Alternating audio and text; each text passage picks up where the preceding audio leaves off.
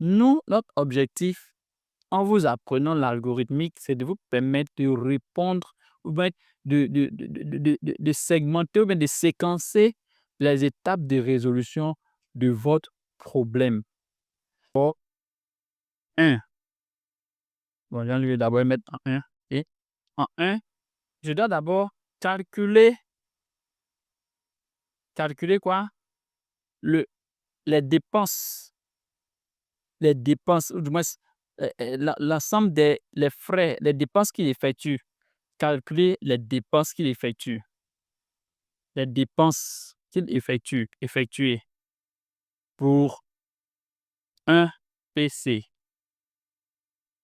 Deuxième chose, une fois que j'ai le total des dépenses, deuxième chose, je vais venir ajouter la marge bénéficiaire, la marge de bénéfice. Bénéfice au total des dépenses.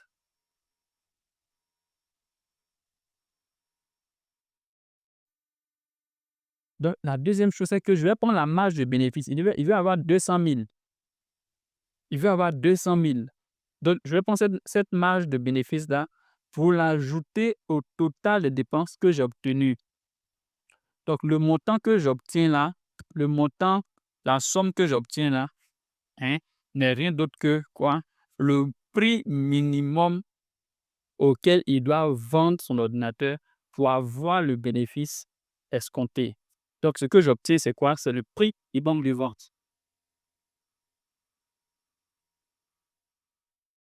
Donc, 3, la somme donne le prix minimum de vente. Voici les étapes de résolution de ce problème-là. Mais ici, c'est écrit en un langage humain. En plus d'être écrit en un langage humain, c'est moi qui ai décidé que lui-là, il s'appelle 1, lui-là, il s'appelle 2, lui-là, il s'appelle 3. Quelqu'un d'autre pouvait poser juste par tirer, comme ça. Comme ça. Quelqu'un d'autre aussi pouvait venir dire d'abord, ensuite, enfin. Un autre peut venir, il va dire, lui, il va même pas dire d'abord, il va dire firstly, il va dire en anglais, firstly, premièrement. Il va dire secondly, il va dire finally. Est-ce que vous voyez? Donc, chacun on va se retrouver à une écriture différente d'un PC à un autre, d'un ordinateur à un autre pour le même programme. Et pour éviter donc ça, que chacun écrive comme il veut, c'est pourquoi on a mis en place les concepts de l'algorithmique qui définissent comment est-ce qu'on doit structurer l'écriture d'un algo, qui définissent où ça doit commencer, où ça doit se terminer, quelle instruction on doit mettre au début, quelle instruction on doit mettre à la fin, qu'est-ce qu'on doit mettre au milieu. C'est pourquoi on a donc inventé l'algorithmique qui va venir donner donner les règles de comment on écrit, comment on séquence la chose. Et ce n'est rien d'autre que ce que AlgoBox nous permet de constater. Dans AlgoBox, vous avez, on va laisser cette première ligne qui est fonction utilisée, vous avez ça, les variables. Les variables vont vous permettre de déclarer, la zone de variables permet de déclarer toutes les variables qui sont utilisées dans votre programme. Vous avez début et fin. Début et fin va vous permettre de saisir tout le corps de votre programme. Voici. Et à chaque étape, il y a comment est-ce qu'on écrit la chose, comment est-ce qu'on représente l'information qu'on veut. Je reviens dans notre TP. Dans notre TP ici, on a dit il y a un coût d'achat. Donc, on aura besoin d'une variable pour garder le coût d'achat. On a dit il y a un poids. Donc, on aura besoin d'une variable pour garder le poids.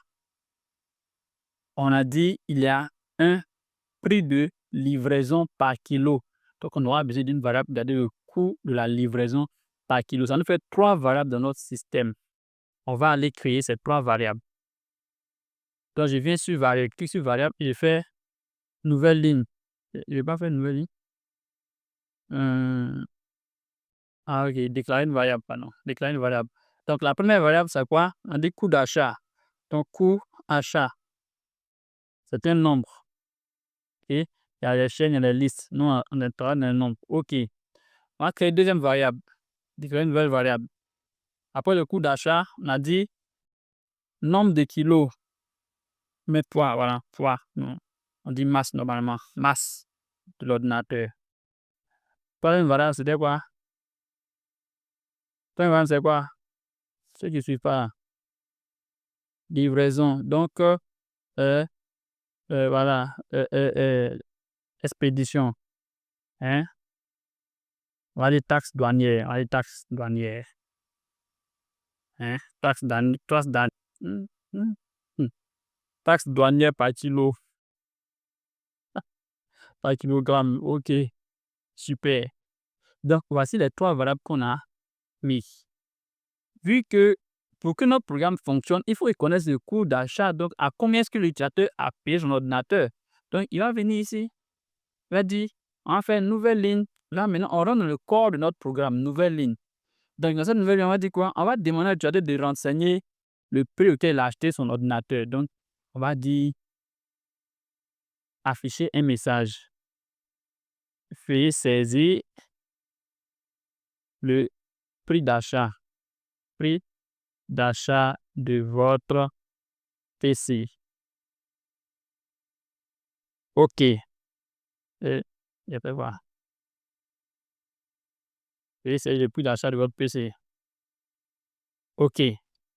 Donc, si je viens faire ici, tester, là, c'est pour tester l'algo.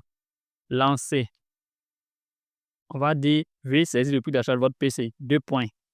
Donc, là, on attend ce qu'il fasse une saisie. OK? Donc, on a affiché ce message. On attend maintenant que je fasse une saisie. Donc, il faut donner la possibilité à l'utilisateur de saisir l'information. Donc, dans le principe de l'algorithmique, il faut savoir que pour donner la possibilité à un utilisateur de rentrer une information, il faut qu'on ait une variable dans laquelle stocker l'information. Donc, nous, on va dire qu'on veut lire la donnée qui va saisir là. On veut mettre ça dans une variable précise. D'où l'instruction lire variable. Donc, je vais cliquer sur lire variable. Après de lire variable, je vais désigner quelle variable va recevoir la valeur. Je dis coût d'achat, c'est elle qui va recevoir la valeur. Donc, je fais OK. Dès lors que j'ai mis coût d'achat ici, l'ordinateur sait que la valeur que l'utilisateur va renseigner en réponse à cette question-là doit être enregistrée ici. Je fais tester l'algo. Lancer. On dit veuillez saisir le prix d'achat de votre PC. Entrer coût d'achat. Donc, il lui va mettre par exemple 500 000. Il va faire entrer. Le programme, c'est terminé. Effectivement, il est terminé parce qu'il n'y a plus d'autres ordres, il n'y a plus d'autres instructions. Donc, il va se terminer, il va prendre la fin. Donc, vu que nous n'avons pas fini, après le coût d'achat, on va faire une nouvelle ligne. On a besoin de quoi d'autre? On a besoin de la masse, du poids de l'ordinateur. Donc, on va lui dire d'entrer la masse, afficher message, entrer le poids, mais la masse. Quand on dit le poids, il ne va pas comprendre la masse là, malheureusement. OK. Entrer le poids. Et, nouvelle ligne. Hein? Ajouter les variables. C'est les variables. Là, c'est quoi? La masse. OK. Donc, ça fait 2 éléments. Donc, il a entré le prix du PC, il a entré le poids, il a entré la masse. C'est bon? Donc, on a ces informations-là. La taxe douanière, on dit c'est les 10 000 francs par kilo. On peut décider de faire une valeur figée, comme on peut décider de faire une valeur qui est modifiable.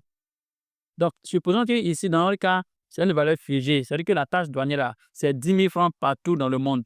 OK? Donc, on n'a pas besoin de dire à quelqu'un de venir saisir cette valeur, vu que c'est une valeur constante qu'on connaît. Donc, ce que nous va faire, c'est qu'on va donner 10 000, la valeur 10 000 là, on va la donner, la signer à la taxe douanière. Donc, je fais encore une nouvelle ligne et je fais quoi? Affecter,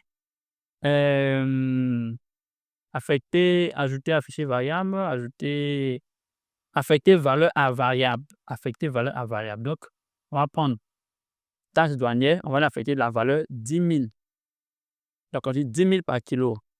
OK. Donc là, on a toutes nos informations.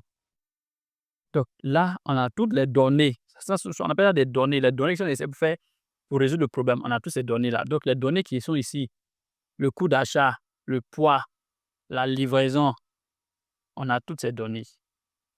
Qu'est-ce qu'on n'a pas? On dit revendre l'ordinateur et gagner 200 000. Donc, ça, c'est le gain. On n'a pas le gain. Donc, on se rend compte qu'il y a une variable qu'on n'a pas, mais il y a une donnée qu'on n'a pas, qui est le gain. 200 000. Supposons que aujourd'hui, c'est 200 000 gagner. Si demain, il veut gagner 500 000, il faut lui permettre de pouvoir mettre le gain qu'il veut et de pouvoir le modifier quand il peut. Donc, ici, on va créer une nouvelle variable. Acheter une variable qu'on va appeler gain voulu. Gain estimé ou bien gain voulu. OK. Et on va lui demander de renseigner maintenant le gain qu'il veut. Nouvelle ligne ici. Afficher message. Gain voulu. Gain, gain attendu. OK. Ça, c'est le gain auquel il s'attend. Donc, on va lui dire de lire. On va lui dire lire variable. Il va lire quoi? Gain estimé. OK. Maintenant qu'on a toutes les données, elles sont les données du programme. On a toutes les données. Si on fait tester l'algo, vous allez voir. Je lance. On dit d'abord, entre le coût d'achat, j'ai payé ça à 500 000. Entre le poids, il fait 3 kilos. C'est un gros PC. Combien tu veux gagner? Je veux gagner 25 000. Moi, je n'ai pas beaucoup d'argent. Je veux gagner 25 000. Je fais entrer. On dit l'algo est terminé. Donc, jusque-là, on n'a encore rien fait. On n'a que fait, on a fait quoi? Que récolter les données. OK? On a les données qui ont été saisies. Maintenant, là, passer à la résolution. Donc, d'abord, calculer les dépenses effectuées pour un PC. Donc, comment on calcule les dépenses? Ici, la formule pour calculer donc les dépenses, pardon, je ne sais pas. La formule pour calculer donc les dépenses, nouvelle ligne, ça sera quoi? La somme des dépenses va égal à quoi? Quelqu'un vous donne la formule. La somme des dépenses sera quoi? Oui, allez-y. Allez-y.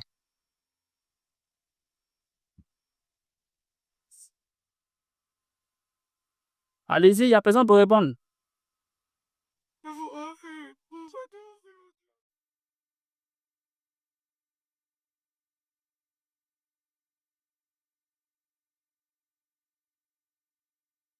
Donc, le prix de l'ordinateur, prix ordinateur d'abord, c'est le coût d'achat. Oui, coût d'achat. C'est la formule qui est demandée, il n'est pas demandé l'application numérique, la formule. Donc, on aura le prix d'achat, quoi? Plus 2 là, c'est quoi? 2 avec 2 où? C'est le poids, c'est pas 2. On dit de donner la formule, toi tu donnes l'application numérique. Et si moi, elle saisit 5? Voilà. Le poids me dit par quoi?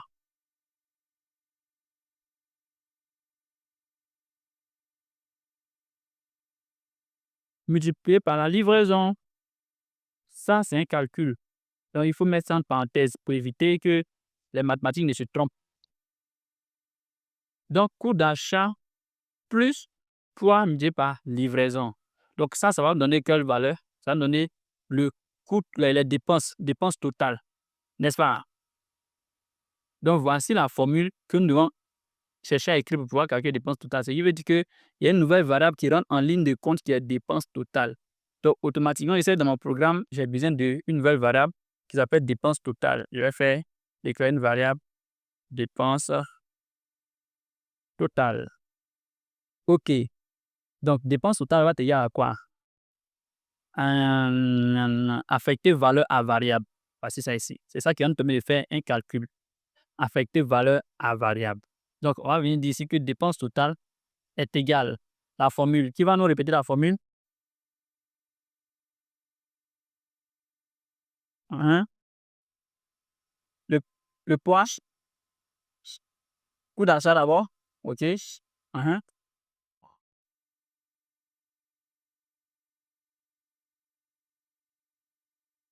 Masse, voilà, livraison.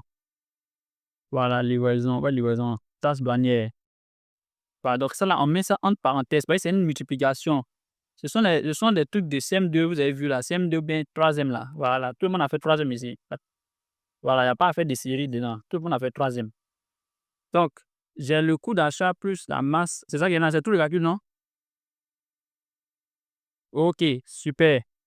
Donc, voici mon calcul qui est là. Donc, ça rentre dans dépense totale. Je fais OK. Du coup, j'ai ça, dépense totale qui est déjà là. Si je veux, on peut afficher dépense totale pour voir déjà à quoi ça ressemble. Ne pas aller se planter à la fin là-bas, afficher variable. Donc, on va afficher dépense totale. Dépense totale. OK.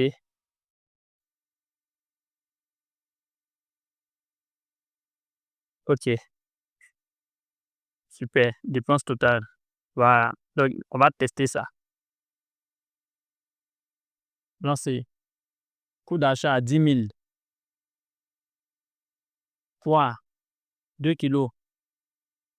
Gain, il va avoir 100 000. On est vendeur du black. Donc, on dit dépense totale, ça fait 300 000. On va tous vérifier ensemble. Il a appelé l'ordinateur à 10 000. Le poids fait 2 kilos. On sait que la livraison, c'est 10 000 par kilo. Donc, ça veut dire que la livraison totale, ça fait 20 000, n'est-ce pas? La livraison totale fait 20 000. Plus le coût d'achat, 10 000, ça fait 30 000. C'est ça, non? Il n'y a personne.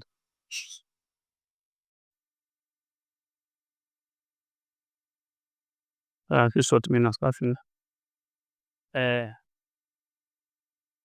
OK. Donc, coût d'achat 10 000, hein, c'est ça, on a bien écrit. Le poids 2. Donc, il va faire le coût d'achat multiplié par le poids. Ça fait. Ah non, c'est pas le coût d'achat multiplié par le poids, hein. C'est ça, c'est moi, je me suis trompé. C'est le coût, c'est quoi multiplié par le poids en fait? C'est la livraison multipliée par le poids, voilà. Donc, la livraison qui est quoi? 10 000 fois 2, ça fait 10 000 fois 2, ça fait 20 000. Ça fait 20 000 plus coût d'achat, ça fait 30 000. Ça fait 30 000. Donc, en termes de dépenses totales, on a bel et bien les 30 000, n'est-ce pas? Ou bien on n'est pas d'accord? Oui, celui qui n'est pas d'accord.